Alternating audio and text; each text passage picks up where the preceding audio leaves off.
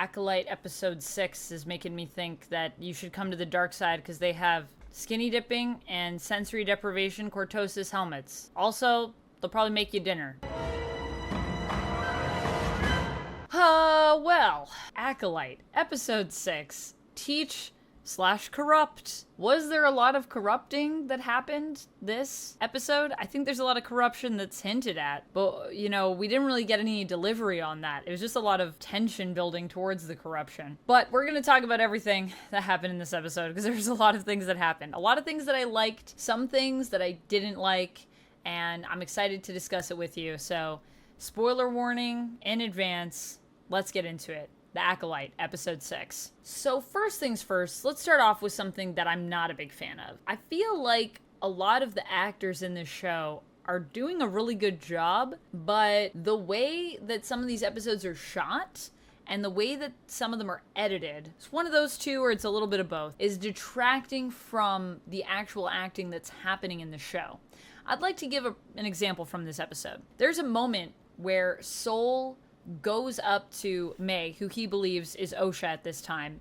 If he actually believed it was Osha the whole time, I'm not really sure what's happening with that, but I think he actually did think it was Osha. Anyways, he goes up to her, and she's worried that he's onto her, and then he rush hugs her. And the way that that was shot and cut, I was like, why would you shoot it like this? And then even when they're hugging and it shows her face and she's stressed, even the way that was shot, I was like, why is this shot? Why are we at this range? What's happening? There are times when I just feel like there are shots that should be closer in, and there are cuts, the way things are cut, how we go from this shot to this shot, this angle to this angle, that ruins the whole composition of what's supposed to be happening. And that is an example of it. It was a very weird moment, but I don't think it would have been weird if we had built up the tension with maybe a few tighter shots and also just showing more of Master Soul's face. There is a really great shot of Master Soul in this that I will use as an example of something that I thought looked amazing the way it was done. And I think, like I said, a lot of that has to do with the acting here, but also this at least was captured well. And that's the part when Soul is at the console and he has to reset the signal that they're sending out. He has to reset, basically has to turn the Wi-Fi on and off again, all right?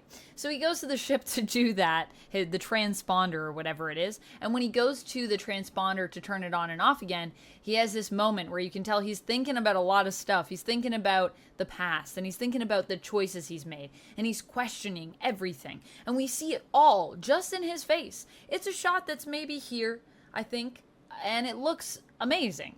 And we actually get to see all of the beats, every thought that is going through his head.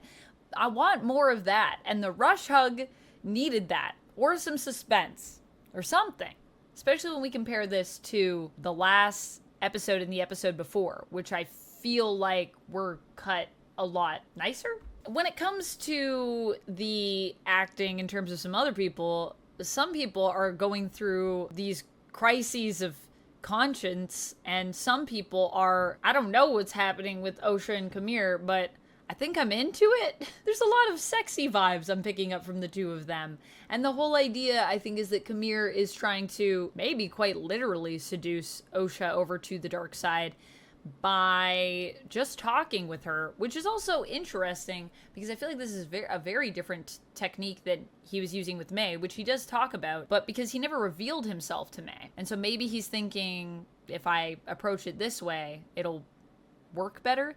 But it's interesting that he also says, I thought that she was like me and she wasn't just out for revenge. So I'm like, do you think Osha's only out for revenge? You're like, maybe if I serve her dinner, then the revenge will come out. I'm not sure. Or maybe he thinks that Osha is more like him, so he can just talk to her. I don't know why he didn't do this with May. Honestly, it seems like a pretty good tactic. I was persuaded in the episode. I said, you know what? I think I'll ally myself with Camille. I'm liking Camille more and more the more that I get to see him. Not see him like that. That's not what I mean. I just mean his character, the conversations that they're having, and how he seems weirdly reasonable for a guy that just murdered a bunch of people. But, you know, I guess he doesn't see it that way because they're Jedi, so He's like, look, I didn't kill your friends. I just killed some Jedi. Don't worry about it, Osha. So I am really liking the fact that it seems like Osha and Camille are coming closer together. And maybe there's going to be some sexy things. I don't know. I was picking up sexy things in episode 1 and 2, though, between people that now I think there was nothing there. So maybe I just want sexy vibes to happen in this show. Maybe I'm pushing for it. Let me know in the comments if you were feeling what I was feeling. Some of the design elements in this episode took me out of it a little bit as well in terms of another negative thing about the episode. This is nitpicky though, so I just want to admit that I'm aware I'm nitpicking. But the water bottle that Osha drinks out of, Camille's water bottle, it's literally just a water bottle. Like, she screws it off and I was like, this looks like a Yeti water bottle. This looks too normal. Also, Camille's duffel bag that he brings down when he's skinny dipping, that bag, it just felt like a duffel bag to me. I think it's just the shape of it and the way he just slung it over his one shoulder. For some reason in Star Wars, I always imagine that all bags have to be worn like side saddled. Do you know what I mean? Where you take the bag and you put it over your head to the other side and then you wear it on the opposite side, so it goes like across your body. And the fact that he just put it on one shoulder, to me, I felt like he was about to go to the gym and like pump some, I don't know, some cortosis iron or something to like get jacked. I don't know. I just these are nitpicky things, and I would like to acknowledge that. Something I did like in the episode in terms of the design are actually the creatures that we have in this episode. I really liked they looked like little anteater, rock, fuzzy creatures. I really liked that. And I was just thinking to myself, this might be controversial, but I feel like we have been in a really good time still for a lot of the critters that we've gotten in Star Wars. I mean, in Ahsoka, we got a really great Lothcat, which was awesome, and even the Porgs, I would say, from the newest trilogy. I really liked the Porgs. Even the weird horse things. Like I said, this might be controversial of me to say, but I'm gonna admit it. I'm a Porg fan. The Porg fan club, sign me up. I like Porgs. Well, I've admitted that now, so my Star Wars career being a fan is over. No, I'm just kidding. The interesting thing about this episode is that it's very different from where we just came, in the sense that it's a lot more about building the characters and a lot more about the relationships I feel that they have with each other and building the mystery of the story. It's not as much a fight-heavy episode. In fact, I don't think there's really any fighting. There's almost no fighting that happens. Sorry, there's Basil and Pip, which I'm so glad that Acolyte heard me in my want of a Basil-Pip team-up, which we did get. Of course, Pip got factory reset as a result of that fight. So, rest in peace, I guess, Pip. And now Pip has red eyes, so I guess Pip's over to the dark side. But other than that little bit, I don't think we really got much fighting in this episode. And I kind of like that. I kind of like that we're just focusing on the relationships and building the mystery and the intrigue. It felt really cool, felt really good. However, I think when we take apart the Acolyte as a series, we're going to have a lot of issues with pacing overall from episode to episode, because it feels like we're kind of all over the place. I will admit that. But that's more of an issue for the season review, which I will be doing. We'll talk about it as a whole piece after. The other thing, though, is that while this episode felt pretty safe in terms of, you know, we didn't lose a lot of people, there weren't a bunch of casualties, it wasn't like episode 4 where it was just people getting their necks snapped and stuff like that. Poor Jecki, all the holes through Jecki, they find her body, they're like, was this an attack by these creatures? Or I was like, definitely not. Definitely not. Vernestra's like, what are you seeing? Lightsaber holes.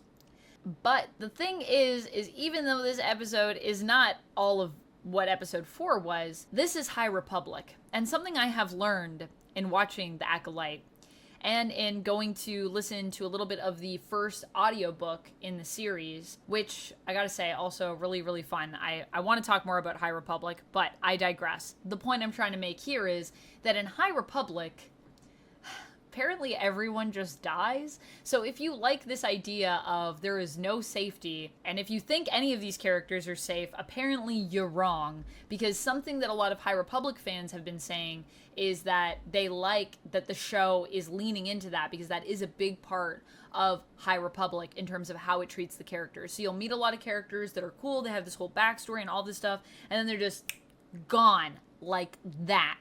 So I think that's really cool. I really like that element of High Republic, and I'm curious to see what that means. It could mean that everyone is still doomed here. And in fact, I think it might be more people that are doomed, because now it seems that Vernestra has brought in more Jedi who now are going to also be in on the fact that this is looking super weird and suspicious.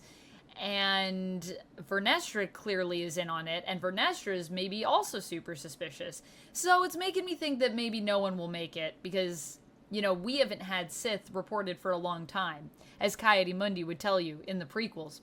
So, yeah, I think maybe everyone's still doomed and is gonna die. Also fits perfectly with the High Republic style. We have a lot of questions at the end of this episode, so before I go, I just want to throw those at you and share some of my thoughts on that. So first of all, I'm wondering, why did Sol blast off when the Jedi said they were coming, which it seemed Sol wanted to reach them to let them know what was happening. And I feel like the reveal that Osha was actually May made him change his mind. And I'm wondering if that was to save May or what. But honestly, Sol was seeming super suspicious near the end of this episode. So now I'm thinking, wait a minute. Is Sol bad guy? I know we already have Sol bad guy, but maybe Sol is a bad guy. I don't know what's happening here. I need to know why he's running from the Jedi. And I think it is to save May. I don't think he's ultimately a bad guy, but I am getting weird vibes, and so I just needed to share it. Let me know what your theories are for what you think Sol is up to, other than about to give us a whole flashback episode, because I'm sure that's what's coming up next episode. I'm also now wondering, Kamir makes this statement that he was a Jedi a long, long time ago, almost implying that he might be really, really old. I don't know if I was just reading into that line a little bit too much, but I got a sense that when he says it was a long time ago, he doesn't just mean like, it was a long time ago for me, like it was, you know, when I was a teenager and now I'm an adult or something like that. I got the implication that it was a long time ago. So now I'm wondering if Kamir might actually be someone of significance and actually some sort of more ancient and established figure in the lore. People were throwing around Plagueis before. I'm not sure if that's where we're going, but I'm thinking about, could Kamir be someone else? Maybe. Or was Kamir Vernestra's Padawan, and it was just a long time ago that he was trained? I don't know. But Vernestra seems to have a sense that something here is up, and it seems like she knows more than she's letting on. So I would be inclined to surmise that she knows something about Kamir. If it isn't that he was her Padawan, something, she knows something about something, and I think maybe this corruption goes further up than we thought, and it's sus. However, like I said, there wasn't a lot of corruption in this episode, but a lot of implications that people are corrupt, for sure. I just ultimately want to know what Kamir's backstory is, and so I'm hoping that in the next episode, I know it's going to be probably back to the witches and seeing what really happened on the night when Osha was taken and everyone was, killed. If that is what happened, I don't know. But I'm hoping that we're also going to get some Kamir backstory, because I'm very intrigued by him, and I really would like to know more about his character. So we'll have to wait and see. Overall, I would give this episode, I think, a solid 7 out of 10. A lot of the stuff that we're building in terms of the story and in terms of the characters and the relationships I liked. I do think that this is a show that ultimately I'm more interested in the side characters than I'm interested in the main characters. That being Osha and May, I would say, are the main characters of the show. Even though I think Amanda's doing a great job as both, I just feel like I'm way more interested right now in Kamir and Sol. Although I guess Sol is one of the main characters. Can we say that? I think Sol's one of the main characters, but yeah, that's an interesting thing about the series. It's more like everything that's happening around May and Osha is more interesting than what's happening with them, and even their relationship with each other, which I do find interesting. It's just not the most interesting thing. So yeah, overall, I'd give it a solid 7 out of 10. That's where I kind of stand with it. Definitely some things that could be better, but overall, I'm still enjoying it, and I'm curious to see where we go next, and if it's where I think we're going or not, because there was definitely some things that happened in this episode that I was not expecting. Even though I was suspicious of Vernestra before, I wasn't expecting to be this suspicious of her after this episode, and I am. That's it for this one, friends. I hope you enjoyed. Let me know what your thoughts and theories are down in the comments, and until next time, stay nerdy.